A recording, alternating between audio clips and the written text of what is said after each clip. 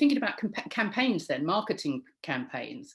I mean, I've heard you talk before about Converse and how you came to that from a different angle. So tell us a little bit about what happened at Converse, how you kind of not rebranded them, obviously not, it wasn't a rebrand, but you kind of renewed them for a new generation.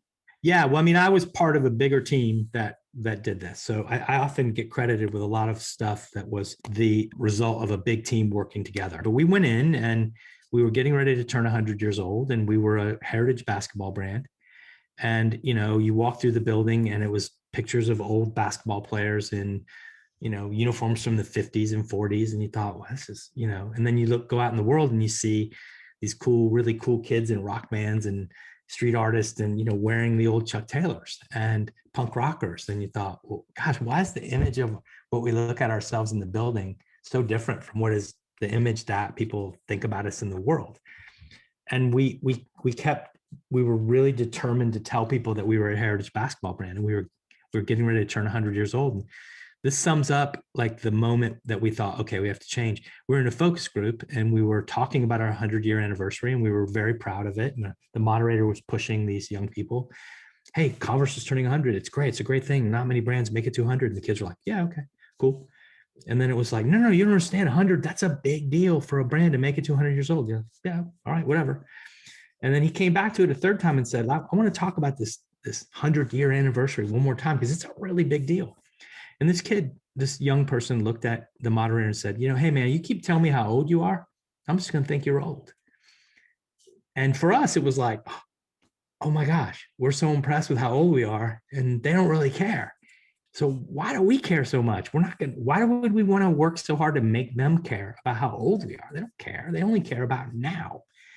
So we started to think about, we had all these incredible creative people that were taking our brand in a really unusual and different places. So we just followed them.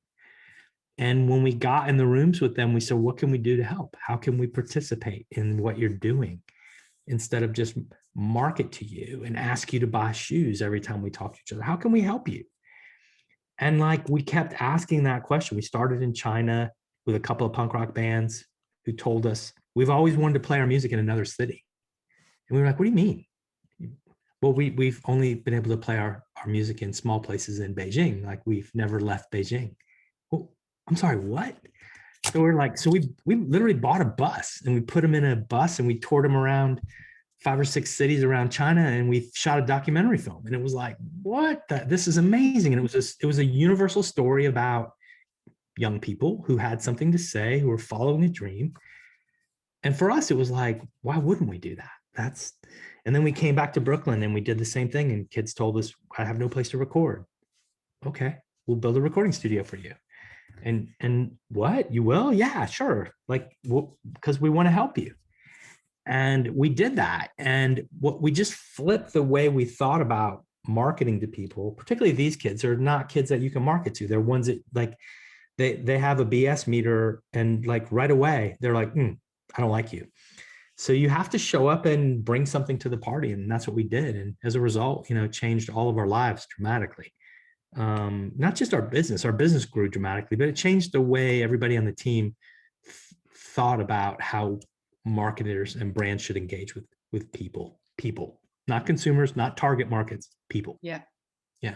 So just to understand, the money that would have been spent on a huge campaign was then put into recording studios and buses and that kind of thing. And actually, do you think the sales were more successful doing it that way? So, I mean, there are business cases to be made. Advertising can work effectively, but we ran a recording studio. We built and ran a recording studio that recorded with over 3,000 artists over 5 years.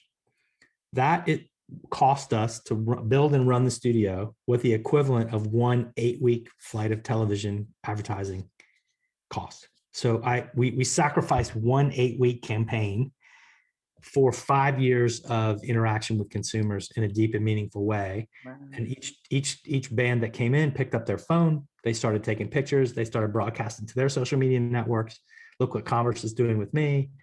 And it was way, way more effective. And over the nine or so years that we were there, we went from about a $350 million business to almost a $3 billion business.